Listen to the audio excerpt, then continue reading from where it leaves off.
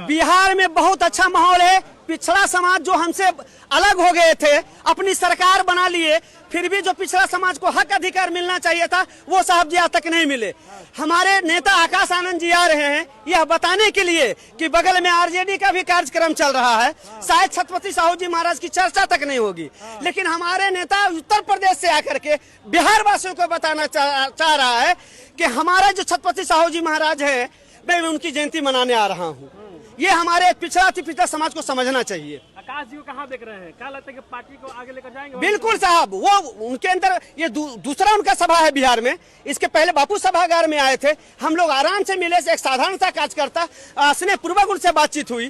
पूरा आशा, पूरी उम्मीद है कि आकाश आनंद जी आकाश में हमारा नीला झंडा जरूर फहराएंगे। वो लेकिन चंद्रशेखर तो कह रहे हैं कि बहन जी को उत्तराधिकारी होगा भविष्य में। देखिए, वो बहुजन समाज पार्टी एक आइडियोलॉजी है, एक सिस्टम है, एक विचारधारा है, और आकाश आनंद जी उस विचारधारा में काम कर रहे हैं। मैं चंद्रशेखर भाई के यहाँ नाम नहीं लेना चाहता हूँ, क्योंकि बहुजन समाज पार्टी माननीय कांशीराम साहब, आदरणीय बहन जी का एक संघर्ष है, और उस संघर्ष में परम पूज्य बाबा साहब भीमराव अम्बेडकर, छत्रपति साहू जी महाराज, पेरियार साहब, ललन सिंह यादव, जितने भी संत महापुरुष हुए, उनका एक सिस्टम में हमारे मान्यवर साहब काम किए, बहन जी किए। आज हमारे आकाश भाई काम करने के लिए बिहार आ रहे हैं। बिहार में जो बहुजन की जो मतलब विचारधारा है, कौन पार्टी लेकर चल रही है? बीएसपी चल रही है, आरजेडी? आरजेडी तो आप देखिए लिए कितना दलित का नरसंहार उन्होंने कराया कि जे किसनैया की हत्या किनके शासनकाल में हुआ। अब इस बात कैसे हम कह सकते हैं कि आरजेडी जो है हमारा पिछड़ा और ये दलित का वो शुभचिंतक हो सकता है? ये सवाल ही नहीं उठता है, आज तक नहीं हुआ। बैकलॉग के क्या लालू यादव के शासनकाल में बैकलॉग भरा गया? आदरणीय बहन जी की सरकार जो उत्तर प्रदेश में बनी थी, सबसे पहले बैकलॉग को उन्होंने भरा। और इन लोग का तो चाल चली तो आप तो जानते हैं, आरक्षण का बिल किसने फाड़ा? अखिलेश यादव ने फाड़ा, समाजवादी पार्टी ने। ये दोनों समझे मैंने एक रिश्तेदार ही लोग हैं, तो जो विचारधारा उनकी है वही विचारधारा आरजेडी का है। आरजेडी या जदयू बहुजन समाज पार्टी के बराबरी नहीं कर सकता है। इनको किसी न किसी तरह सत्ता से चिपक करके रहना है। बहुजन समाज पार्टी का ये सिद्धांत नहीं है। बहुजन समाज पार्टी का ये सिद्धांत है कि आम जनमानस में संत महापुरुषों के विचारधारा को पहुंचाना है। अब मान्यवर कांशीराम साहब, आदरणीय बहन जी ने यही की कि आप आरजेडी को इतना सुना रहे हैं, तो आरजेडी के जो राष्ट्रीय अध्यक्ष लालू प्रसाद यादव कह रहे हैं कि हम सामाजिक न्याय की बात करते हैं, हमने दलितों को बोलने का अधिकार दिया है, खटिया में बैठने का अधिकार दिया है पूरे बिहार में, लालू प्रसाद यादव कहते हैं। तो उनको तो भूल जाना, उनको तो याद रखना चाहिए था कि उनकी पार्टी कब बनी, बहुजन समाज पार्टी कब बनी। और मान्यवर कांशीराम ने साहब कहा कि तुम राजनीति करो। अगर मान्यवर कांशीराम साहब नहीं रहता तो लालू दिखाई भी नहीं पड़ता।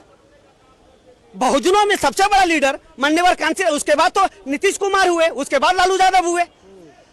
तो इनको ये लोग तो मान्यवर कांशीराम साहब का नाम भी लेना नहीं पसंद करता है, जबकि मान्यवर कांशीराम साहब ने, आपको मालूम होगा जब विश्वनाथ प्रताप सिंह ये प्रधानमंत्री बना था, मंडल कमीशन आया था, मान्यवर कांशीराम साहब का स्लोगन था मंडल कमीशन लागू करो, वरना कुर्सी खाली करो। उस समय लालू यादव कहाँ थे? उस समय भी शासन सत्ता में चिपके हुए थे।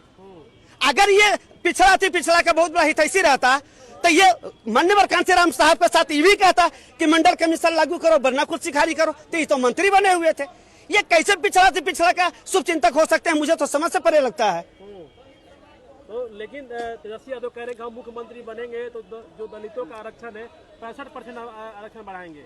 सर, जो संविधान है, बहुजन समाज पार्टी का कोई आइडियोलॉजी नहीं होता। बहुजन समाज पार्टी भारतीय संविधान ही उसका आइडियोलॉजी है। ये 65% कहाँ से कर देंगे?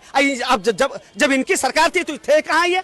इन्होंने तो 15 साल शासन किया, उस समय इनको अनुसूचित जाति नजर नहीं आया, इनको अत्यंत पिछड़ा वर्ग या अनुसूचित जनजाति नजर नहीं आया। अब केवल किसी भी प्रकार से दलित को बरगला करके, आदिवासियों को बरगला करके, मुस्लिमों को बरगला के, पिछड़ों को बरगला करके नीतीश बाबू और ये राजद वाले वोट लेना चाह रहे हैं। इससे ज्यादा कुछ नहीं इन लोगों को। लेंगे राहुल गांधी इन दिनों बिहार खूब आ रहे हैं और जय भीम कह रहे हैं, बहुजन की राजनीति कर रहे हैं, कहा कि हम बहुजन के लिए काम करेंगे अगर सत्ता में आएंगे तो। अब ये समझने की बात है, नीला झंडा और नीला गमछा और नीला झंडा लेकर के सब बहुजन हो जाएगा, ये संभव नहीं है। ऐसा क्यों नहीं तो बता देते हैं कि कांग्रेस ने भी भारत में राज किया। और कांग्रेस को तो आप इतना ही समझ सकते हो, कैसे जय भीम बोलता है, जिसने हमारे परम पूज्य बाबा साहब भीमराव अम्बेडकर को भारत रत्न नहीं दिया, उनको अपमानित किया। अब ऐसे लोगों पर हमारे समाज के लोग विश्वास कर लेते हैं तो अलग सी बात है। हमारे समाज को लोगों को तो समझना चाहिए कि हम मान्यवर कांशीराम के साहब के पाठशाला में चले, आदरणीय बहन जी के पाठशाला को देखें कि उन्होंने हमें क्या सिखाया है। इनको जय भीम कहने से क्या होगा? क्या जय भीम का ये जय भीम के अनुयायी हो सकते हैं? इनकी कथनीय करने एक समान हो सकता है? ये केवल बरगराने वाली बात है साहब। लोग उनको जननायक कर रहे हैं, सवाल नहीं उठता है। इससे तो पहले अभी भारतीय जनता पार्टी, एक मान्यवर कांसीराम साहब बोले थे, एक नागनाथ एक सापनाथ। तो मैं तो अपने समाज के लोगों को यही कहना चाहता हूं कि हमारी बात को मत समझो। हमारे जो पूर्वज थे, हमारे जो संत महापुरुष थे, मान्यवर कांसीराम साहब, परम पूज्य बाबा साहब, अरे जब अब ये समझने की बात है साहब, अगर कांग्रेस हमारा भला करता, मान्यवर कांसीराम साहब बहुजन समाज पार्टी क्यों बनाती? इसकी जरूरत क्यों पड़ती? जब मान्यवर कांसीराम और उसके पहले बाबा साहब ने पार्टी बनाई, अगर कांग्रेस से ही हमारा भला हो जाता तो परम पूज्य बाबा साहब अपनी पार्टी नहीं बनाती।